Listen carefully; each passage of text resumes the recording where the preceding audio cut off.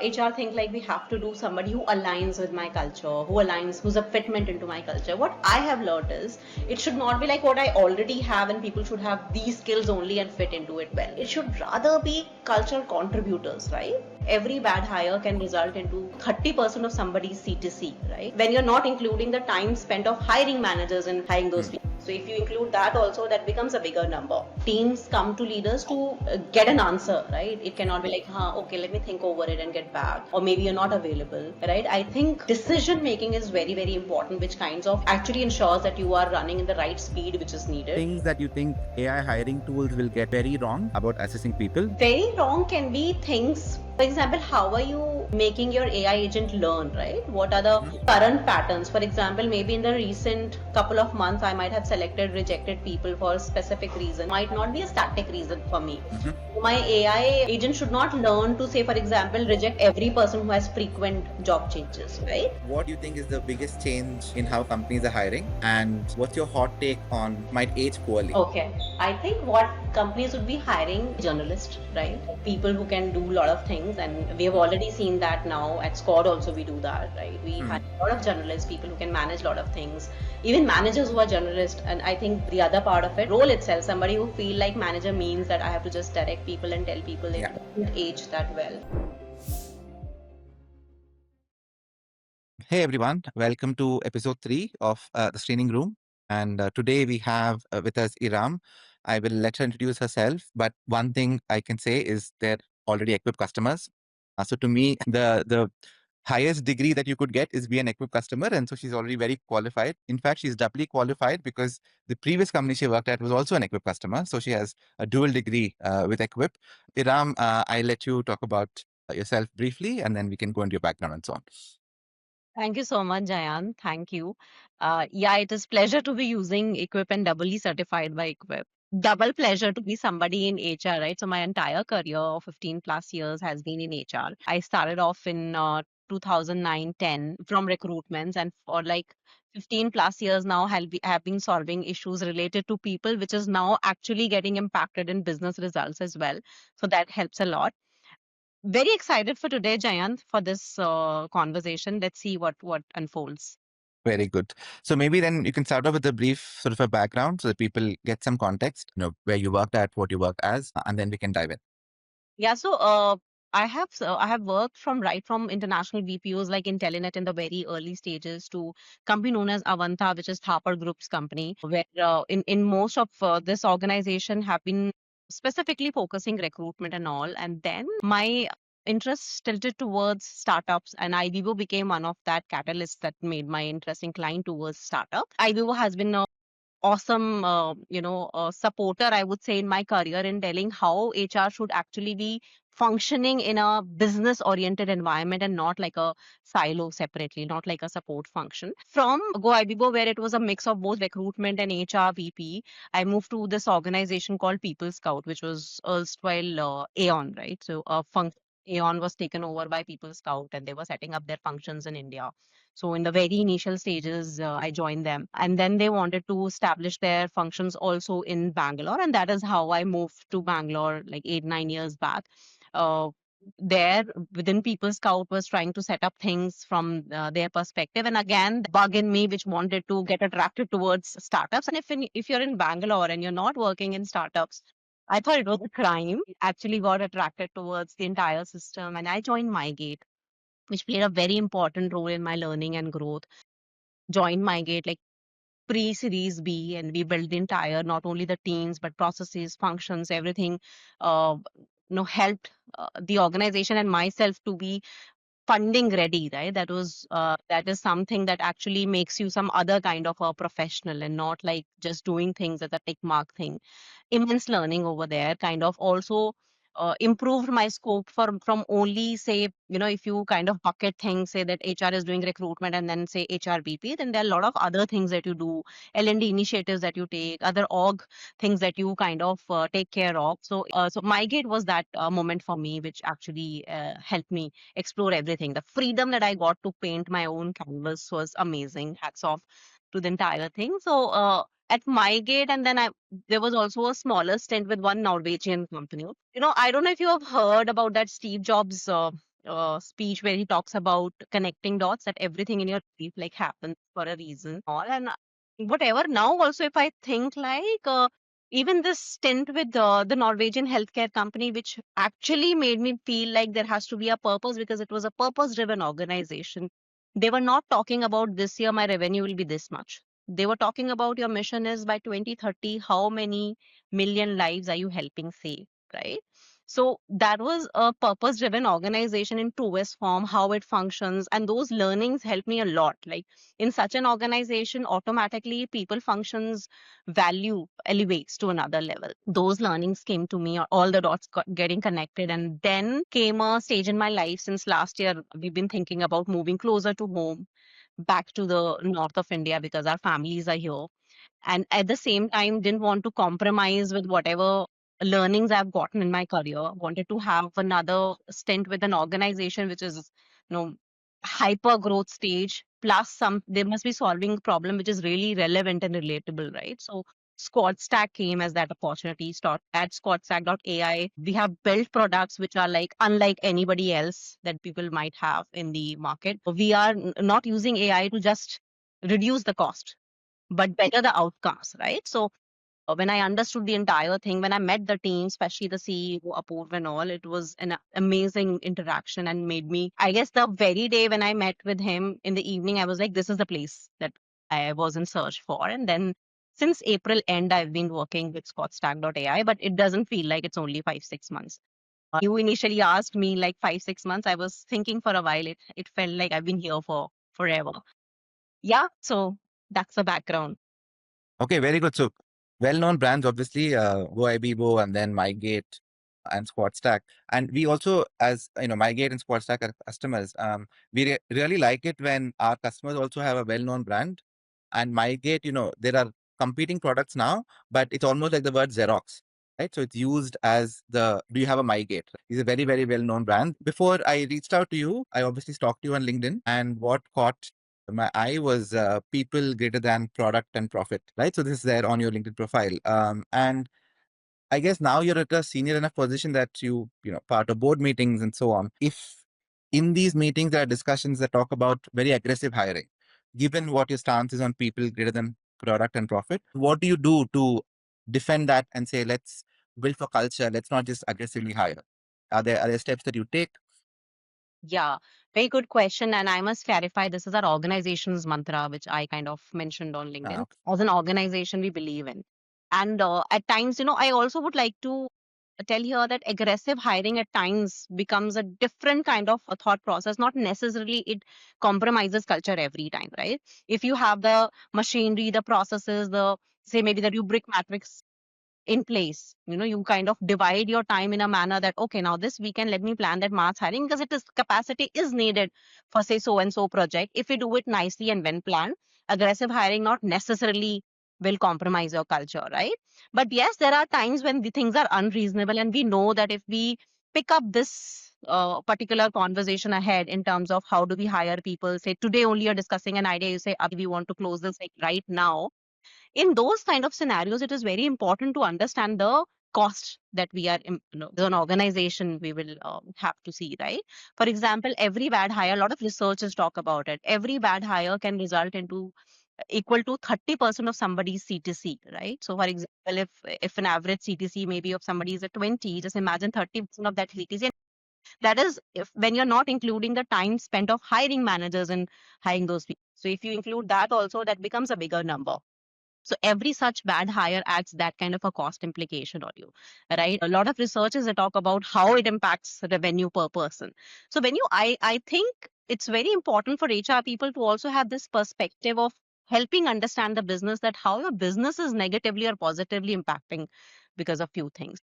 That's very good, right? Because you're actually countering it with numbers. And in a board meeting, I'm guessing people do want the numbers. So if you go and tell them 30% of CTC, then they will listen. It's not just we need to build for culture. You're giving them a very sort of hard fact, right? And I think that's a good way to counter these things. Obviously, you talked about your background. So you've been around for a bit. And from in the very early days, you may have had some idea of this may be a hiring best practice. Is there anything that you think now that you've had so much experience, that is complete nonsense? Yeah. First of all, though, we should always be ready to have thought processes which might kind of push away my earlier faiths, right? Beliefs and systems, right? That is how we grow. I think one very important, which I continue to do today, but with a difference. For example, this culture fit around, right? Always HR think like we have to do somebody who aligns with my culture, who aligns, who's a fitment into my culture. What I have learned is it should not be like what I already have, and people should have these skills only and fit into it well. It should rather be cultural contributors, right? People who If you are adding value to it. I cannot have like only minded people, right? I should expand my horizon. And in such scenarios, you would see you will have better results, better productivity, right? So I still continue to do that final interactions with people because, again, I also believe it is not one way that I have to select people. Let them also have an uncandid version of us as well, right? And see that if we are the right fit for them, right? So that one that interaction happens for that reason also now. Also, rather than just a push or a fitment, I see if this person can be a positive contributor to my culture. interesting. So you're saying you're still doing the same thing, but it's just that earlier you would look for complete alignment, and now you're looking for something additive. And if they can add. Then let me ask you something slightly different, right? So people typically say you should hire for attitude and not aptitude, right? And I want to know if, in your experience, was there anyone that you hired who probably did not have the nicest attitude, but maybe they were great at their role, and you hired them, and counterintuitively it worked out? Can you recall any such thing? I would say yes. See, though I'm a true believer that I'm in that attitude camp, right? You have to have higher for the attitude skills. You can, of course, make somebody learn and all. But yes, those because we have been in startups and there are times when the timelines are aggressive, we have to put things into perspective that during the interview, it is only that 30-40 minute, right? Yeah.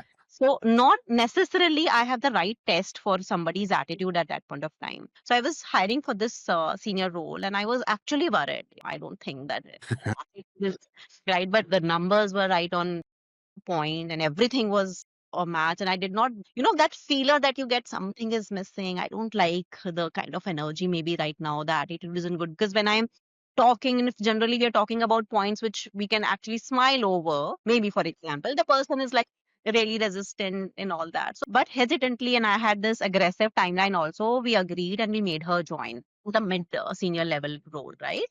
And then eventually, when she was on the floor and she was working, she was doing tremendously well. We got really good feedback. And I also got to know that, very close to the time when we were interviewing this person, she lost her dad. Right. And she did not disclose during interview. So my Yeah. bias, only because she's not smiling and all, would have, though I am all in favor of attitude, but when skills are actually, right in front of you and overweigh like anything, I would really ask recruiters. Maybe the other way for me could have been that I said, okay, why not we talk some other day as well, have a continuation and all, but not say that let me reject this person. I did not like the attitude of the person. So yes, has happened and has happened multiple times. This is one such example. Got it. All right. So we talked about culture, and one aspect of this is also sort of diversity, because you said you want something that is additive. Because you worked at organizations that are large and organizations that were small when you joined and became large, right? So you've seen the whole spectrum. If you met a founder and then they said, we don't want to focus on diversity now because we're very small. Only after we scale, maybe 50 plus, we will start looking at diversity. What would you say to them? Quick thing I would say to them is then let's hire for merit and productivity. So over the time, I've also come to realize that we should not box diversity into say different genders and ethnicities and all. Diversity is much beyond. And there are a lot of studies which do mention that if you have a diverse workforce, that gives you added productivity, right? Let's not hire on merit. Completely do not hire on merit. But when you need a team to build a house together, you would need that kind of diversity to get the perfection. Diversity in terms of thought processes, the background they're coming from, the language maybe that they're speaking, the region that they come from, right? Especially in my gate, we had diversity like all across. We were in 22 cities across India, right? My gate was a startup, so I can compare from startup to Yeah. startup. These kind of targets happen only in startup. Even in Squad, like whenever we are hiring, we do not have a filter of any gender, but we have a strong filter that who can challenge my opinion, who can actually talk about something different and give me a reason to believe that different really makes sense. So diversity, as I mentioned, let's talk about productivity numbers, let's talk about merit, and these diversity and all should not become a checkbox agenda for me. I see. So if I understand this right, what you're saying is diversity is typically thought of as diversity of opinion, right? Diversity in whatever demography brings about diversity in opinion. You would say, let's try and get diversity in opinion, even if the demography is not very diverse. That's sort of also what you're saying about additive culture and so on. So it's okay if you don't check the boxes, so long as the people are not very homogeneous in their thinking. Yes, yes. Is there a candidate that you worked very hard to hire and sort of lost out at the last stage? And do you have any learnings from this or any interesting anecdotes? I'm sure you have many. So maybe pick the most very last moment they pulled out and anything interesting there. See, that's a recruiter's life. That happens. Like candidates ghost like anything, and it hurts. It continues to hurt no matter how much you grow in this.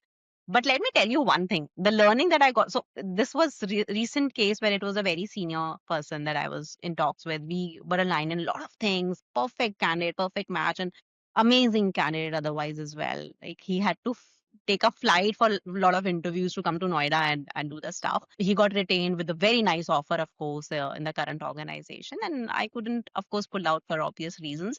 But let me tell you, every recruiter gets that sign. We are so involved in the process. I was so involved. I was getting some sign that, yes, that might happen, right? Mhm. But I was like kind of ignoring, no, no, no. I've been talking to him like daily. How can he do that, right? Become so emotional. So if you have to be rational, maybe you do this thing that you narrate the entire thing to a third person in the Mhm. team.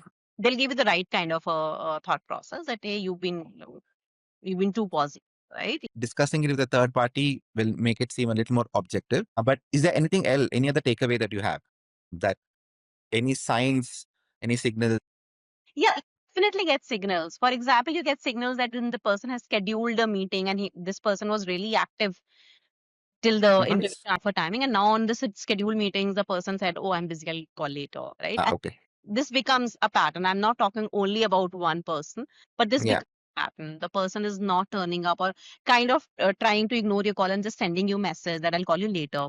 In Mhm. touch with you for sure, not ghost you. So because at senior level, people don't do that. They're in touch with you. They will build the relationship and all, but you will get those hidden signs that, not directly talking to me. Did mention he'll call me in the evening, but only a message came and that does happen. And the only learning is the first time you get a hunch, right? The first time Mhm. hunch, discuss it with maybe if recruiters are doing it with a fellow recruiter, and you'll get the right kind of because it saves you a lot of time. You And also, if it's senior position, it's not like you have too many in the pipeline, right? It's not you'll have to start the process all over again. from the beginning. Yes. Yeah, you're saying then their eagerness in responding, that is sort of a signal, right? If you see that they're not very eager, then it's quite likely they're considering an alternative.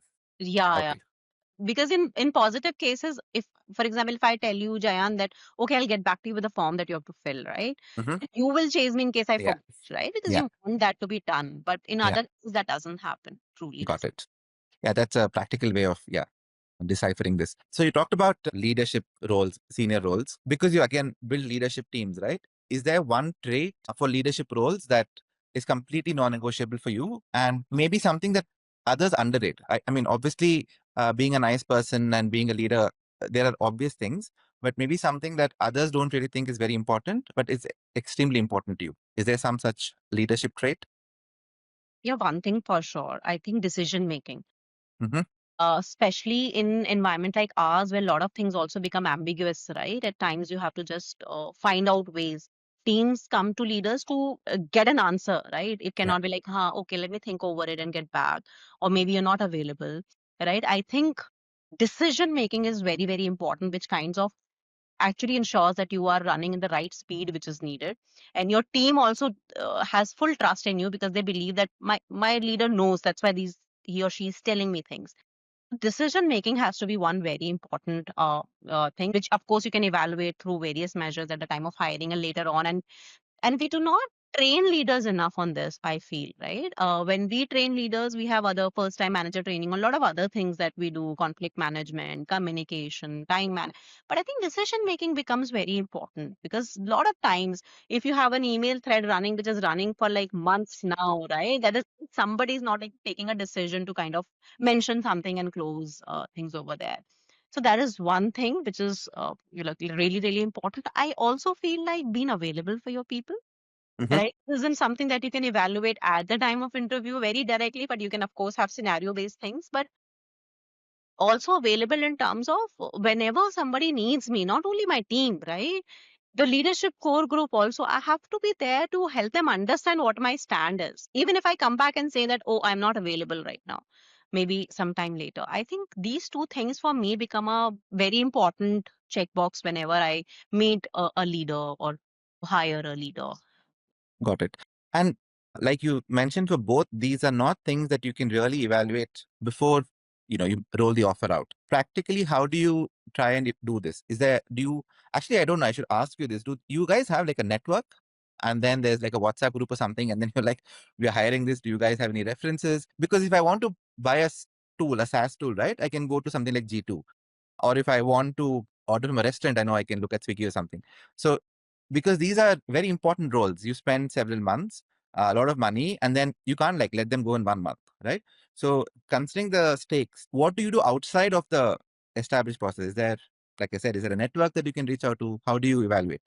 Yes, yes, definitely we do. Of course, during the interview process, also we try to have a lot of heterogeneous members who can take like whatever rounds of interviews we decide upon and do a debrief. But I think very important thing at times, because we feel like just because I've spoken with the person and the person was great during interview, it will be all well. I would strongly recommend doing ref checks. That one thing that happens, as as you get some experience in your field, for example, in HR now, generally I know people working in other organizations, you can do those ref checks, right? How's this person? If, for example, for me, decision making is one marker, I would really definitely ask questions if they have handled chaos by making right decisions and all or not. But that is something very, very important we should not ignore. And, I would say that at times the hiring becomes so tough that, and you should not feel like the recruiter will do it. Let the Yeah, hiring manager take responsibility of it as well, right? We can, of got course, it. facilitate you in that, but a network helps there, right? I see. So actually, at a practical level, how does it work? Do you just, I don't know, on LinkedIn or email, or you have their number, you just reach out to them and say, hey, we're looking to hire this person. You have some overlap with them. And is that how it works? That sort of informally just check?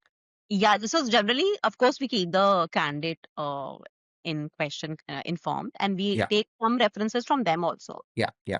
And we tell them there'll be some independent ref checks as well. So we Okay. just reach out. So there are groups. For example, if you ask me personally, there are groups wherein I have like say senior HR leaders and all. I just check that if there's somebody has been in these organization and all. And otherwise, I personally do screening of I do Okay. LinkedIn profile and see that the matching timing if there was anybody else and reach out to them. And Jayant, I don't know if people are replying to that promptly to any request for an interview, but for these things people do.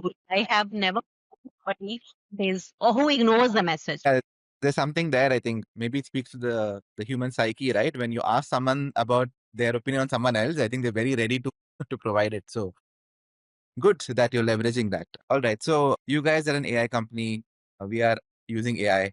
So, it behooves us to have questions on AI here. So I have a couple of questions that I have to ask. So let me see. We actually, maybe this is relevant given what we just spoke. Are there things that you think AI hiring tools will get very wrong about assessing people? Very wrong can be things. For example, how are you making your AI agent learn, right? What are the Hmm. current patterns? For example, maybe in the recent couple of months, I might have selected rejected people for a specific reason, but that might not be a static reason for me. My AI agent should not learn to say, for example, reject every person who has frequent job changes, right? They learn to feel like, oh, if every 6 months or every year or so this person has changed, automatically I'll reject. Because that isn't what we do necessarily. We will, of course, deep dive, see things and all. Or maybe because I've hired from, say, a particular kind of a company or an industry and my AI agent learns. So I think the learning step of that AI agent is very important. because then it'll go horribly wrong. My pipeline will dry and I might not get the right kind of people just because previously I was doing something. Got it. That will be really, really wrong, I think. And that So happens, by the way, in a lot of yeah. scenarios. Yeah. So you're saying a lot of AI right now may be using pattern matching.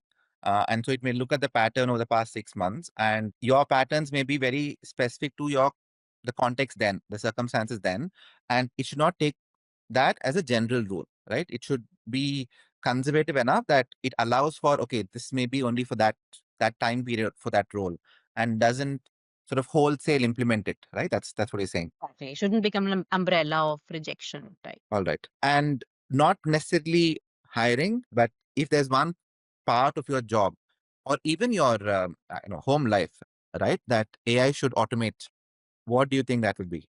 I'll start with home life. Okay. Okay. So there are like this entire grocery thing should be like completely done by AI now, Yeah. right? Should not be, I should not be spending my time and brain space to do that. But yeah, on a serious note, at work, a lot of coordination thing. I feel like my team's bandwidth goes lot on coordination at, for example, at a hiring stage with the candidate, with the hiring managers, right? Scheduling the interviews, follow up of the interviews, right? Hmm. For one position you get like thousands of applications and people used to go through it, and a lot of your good talent that you have hired in the team gets wasted when they only get involved in this. So I think all of these things which are related to coordination. Then second is, of course, I'm sure most of the people are using it now also, deep diving into studies and researches and all, which early Hmm. used to take a lot of time. We used to contact, say, somebody from a Big Four and get those studies, not only Yeah. with investing money, but a lot of time to make it relevant for yourself and all. So, Hmm. yeah, that all things should completely, if we are not using it, I think we should get more dependent on AI on that. It. One thing I noticed through our conversation is you've referenced studies, right? I think you talked about 30% cut in CTC and so on. So these sort of things you casually came across, or have you actually set aside time, to read maybe some publications, some magazines, and that cover these aspects at a more formal level? Like, how do you, in some sense, upskill yourself? Yeah, so I'll tell you, I am somebody when I get a problem statement, right? For example, if I have to talk about that attrition thing, so because I was working on certain problem statements and I had to actually put some cost to my attrition, which is happening, and that is when I kind of I don't want to do a very superficial job to it. I want to deep dive and study and who studied it, how does it translate it to India context. So that is one way which through which I get these numbers and references. And other ways are also these networking events, Jayant. We should not, I was talking about it earlier, right? When you meet the fraternity, when you talk, I think beyond drinks and food, actual conversations happen on these. And then you come back home and you say, oh God, I need to learn Yeah. more about it. And you Yeah. put in efforts to learn about it. So that becomes an important part of upskilling yourself. Yeah. Got it. Okay. So then the question I have is, if you were not in HR, what would you be doing? If you were not fraternizing with the community and having drinks and dinner, which other community would you be fraternizing with? I do talk about it with my friends and family. I would have had a play school, right? Okay. I would love to know how humanity learns, right? You say that till 5 years of age, your learning thing is like at the topmost Yeah. speed. And I love kids otherwise also. They're like most Hmm. lovely thing on the planet Earth. So I think I would have had that and I would have closely seen how that entire thing happens. That would have really Yeah. excited me, right? I think that can also be now as well after my retirement, maybe Yeah. something that I can really look Yeah. I forward. was I was going to say, it seems like that is what you want to sort of Yeah. transition into, and you're already mentally preparing yourself for it. But is this something that you thought of recently, or even, I don't know, 10 years ago, 15 years ago, you thought my alternate career should be something like a play school? Right. No, no, not 10 years, but definitely since long, right? It is maybe 10 years also. Like since long, I really like this idea and I get furious when people really think of it as a business, right? They have been, I guess it was 8, 10 years back when we heard about some play school mixing something in milk and all. So actually, of course, in any business you will have to get returns, but not at Yeah. this Yeah. cost, right? So I actually get very personal if something of that sort happens. So that becomes my another purpose, that it has to be in the right manner. It has to be done like that. Just that things didn't align really well. Maybe I could have done it earlier, but yeah, retirement. Yeah. Okay, good. In your experience, what is the largest hike you've seen someone get in percentage terms? And do you know if it worked out? Are they still around, or they got the hike and they quit very soon? Yeah, that happens, there are, and I'm not talking about, of course, if you are at a particular salary when you're starting career, then of course your hikes are like really huge. But I'm talking about when you're at a good salary level. And Mm. remember this 22, Yeah. 21. Who doesn't? I know this was like, what is happening, man? Like everybody is Yeah. getting offers which you can't match, right? And at Yeah. that point of time, there was this engineer who was at a particular salary. This person got one offer like a month back, and we said, "Aha, okay, we'll take care of it." We kind of whatever we could do best because this person was doing well, and we gave this person that designation and the and then this person came back with almost 120 hike. Wow. How many years of experience was like roughly? Was it like 3, 4 years at least? It was 4 years, 4 years something. And then this was a US company hiring like offshore, and this company was giving work from home. Yeah, it's impossible to compete. Yeah. And the person is still there, by the way. So Okay. working fine for him. And I'm happy. Like, of course, there are chances that people get. And if they're still there, doesn't mean that only company has been gracious enough. That means the person is also enjoying things and learning a lot of things, right? So yeah, that turned out So well. yeah, 120% is great. I mean, yeah. Like how does if budgeting even work, right? How do you go back and you have to let someone else go to to hire this person? And what has the silliest reason been for someone not being hired, or either the company that you work with said no, we won't hire them, or they themselves withdrew from the process? What has the silliest reason been? There have been many, but I can tell you a couple of silly ones. One was it was very early in my career. Somebody said that I would not hire because this person's dad is an auto driver. And Come on. was like, yeah, how does it matter? And the logic, I have realized that anybody in this world can have the really nice rationale of what bad or good they're doing, right? And they gave logic like, no, yeah, no, I can't have. And this was for a team leader role. They're like, I can't have a team leader with this background and all. Of course, we fought back like anything. Yeah. Sadly, nobody listened. And we could not hire. This was really silly, and I never forget. And a lot of biases, right? One that we really fought was that somebody was mentioning this person, this person is all into astrology and all, because we do long discussions, and I don't gel up well with such people, so I will not hire, right? So Hmm. then we had to really fight back in that case, and thankfully there, because we did a second opinion and all, it got selected. But trust me, hiring managers or HR's biases play a very important role in those discussions.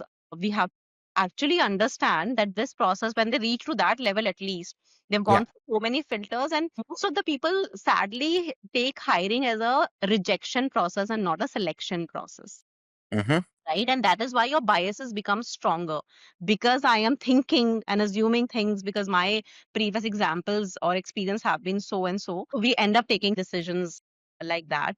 But a very funny one also, I remember I spoke about it in one of the earlier discussions, was one person who denied offer was Hmm. because we were hiring for night shift, and he said that it's not good for my skin. I can't. My skin has to be really well. So you get all these. When you said night shift, I was like, okay, that seems reasonable. And then, then It was this. yeah, I'm a bit surprised that they went through with the whole reason, right? They could have just said night shift and maybe health or whatever. Specifically saying my skin care, that they Jan, should have a little the bit of, honesty of the person, right? So they were so. well, yeah, but I think some things you don't have to be that honest, right? You don't have to go and say it's because of my skin. You said, for example, the hiring manager may have biases and so on, right? So I'm curious, do these sort of get documented? Because if this goes on record, obviously, if at some point there's an audit or something, right, then the company is in trouble. So are these more sort of casual conversations? They will let their biases creep in, and maybe they communicate something because obviously you can't tell the candidate because your father is an auto driver, we cannot hire you, right? So these are all decisions that are taken, or communications that happen informally, and then there is something else that is offered as a reason. Is that typically how it works? Unfortunately, yes, that is how it works. And what I have learned now, because that was very early in my career, is, the thing that we take very lightly, that somebody tells is a reject and they do not give us reason. I do not take it as a reject. I'm like, I need a feedback. Not only because I want to question your thought process, it is also because I want to align my hiring efforts accordingly. I don't want to waste in having another candidate like that. So getting that documented actually helps a lot. When you tell people I need a feedback, then things Yeah. change a lot. So And you also mentioned people think of hiring as a rejection process, not a selection process. I think that's important, right? So, for example, I read somewhere that people who are, when you're doing immigration, right? The immigration officials are told the default is you deny entry, right? Because that's how they mentally that's what they should think. And you need to the burden of proof is on you to convince them that you're not harmful, to the country that immigrating into. What you're saying is it looks like recruiters think of it as my default is to reject, uh, as opposed to let me try and find the good things so that I can close this position. Is that what you mean? So this statement has to, we have to look at it from two angles. From the stage of the recruitment that I am at, right? Hmm. Of course, some filtration becomes a part of me filtering out not the right kind of people at the very first level. Then rejection becomes my bias, right? Got it. Who are not matching, say, my basic criteria. Of course, when we are saying that AIs can help us and all of these things, are these ways where we have to have a clear mindset that no, for example, this will not at all work out because this is my basic. And if somebody does not have this, will not do. When I'm talking about when selection should become important is when somebody is reaching that level that they've reached the hiring manager, they've gone through multiple levels of filtration. So I'm not saying select them, Yeah, right?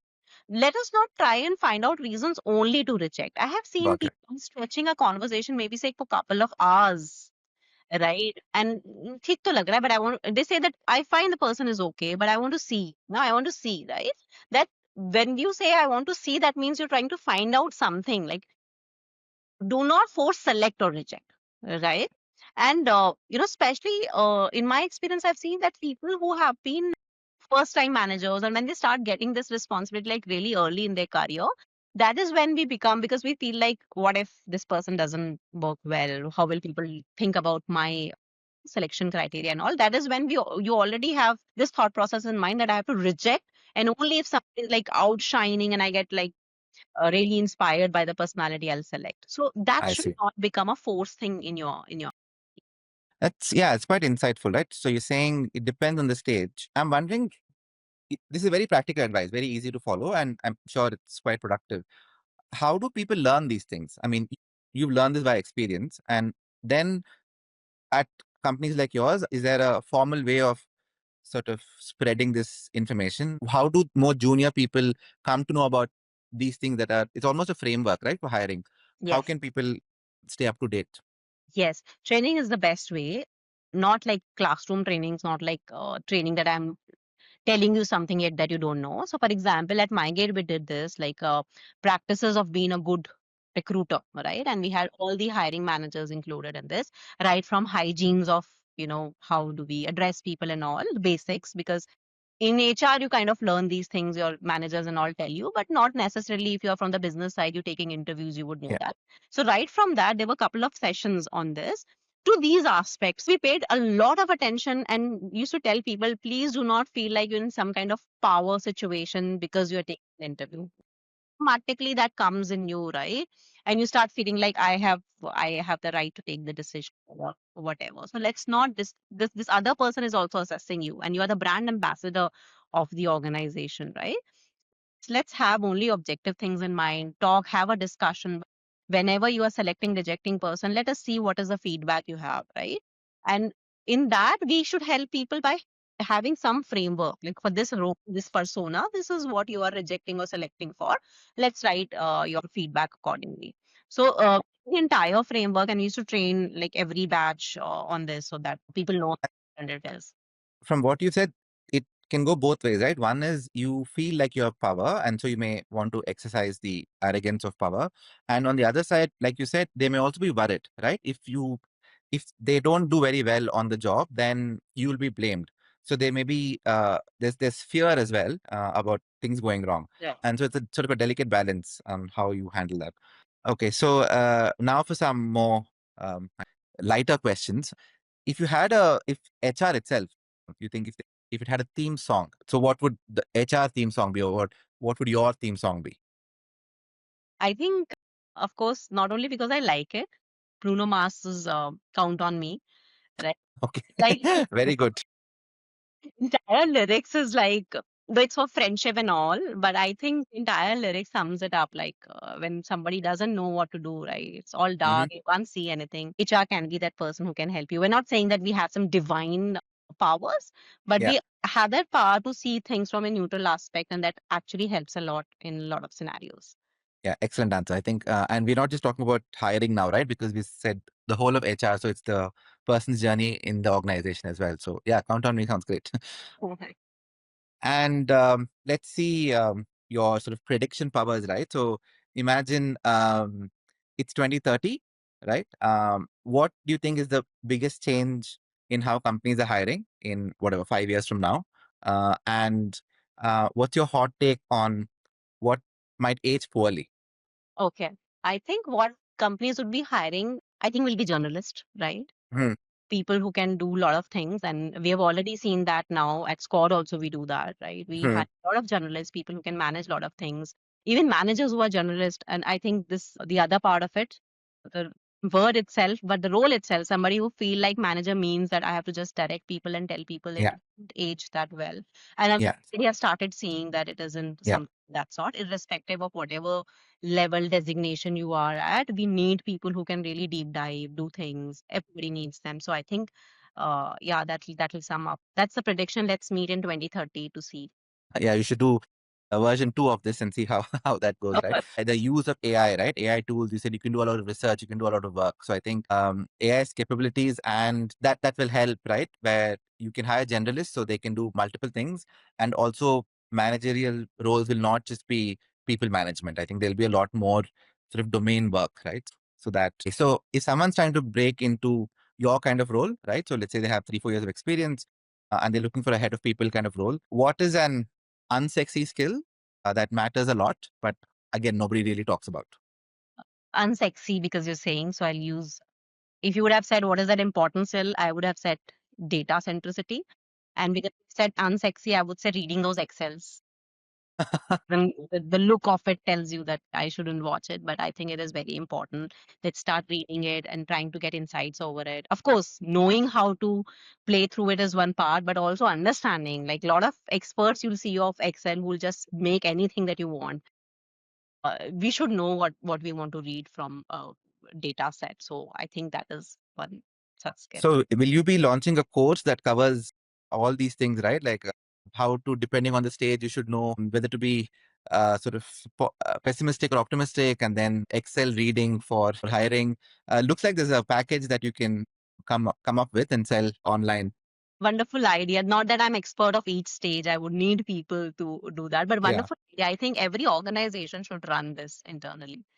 So you anyway want to do a play school thing at the end. You can now you're managing people who have graduated, right? You can build something for people who are, I don't know, in their early 20s, and then transition from that into the play school. All right. I have a last question here. And this is because, in fact, this is almost selfish.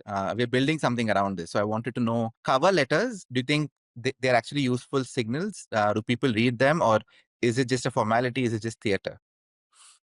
In 80% of the cases, it is theater today Hmm, because people are not writing it the right way. I see. I also feel like JDs are also over, one's side. But also, if I have published a position, right, I would really want to see if you. So, cover letter is something that will help me understand you in one way that, oh, wow, seems interesting. I should be curious. I'm not saying that I should, in 1 minute, understand it's a right fit.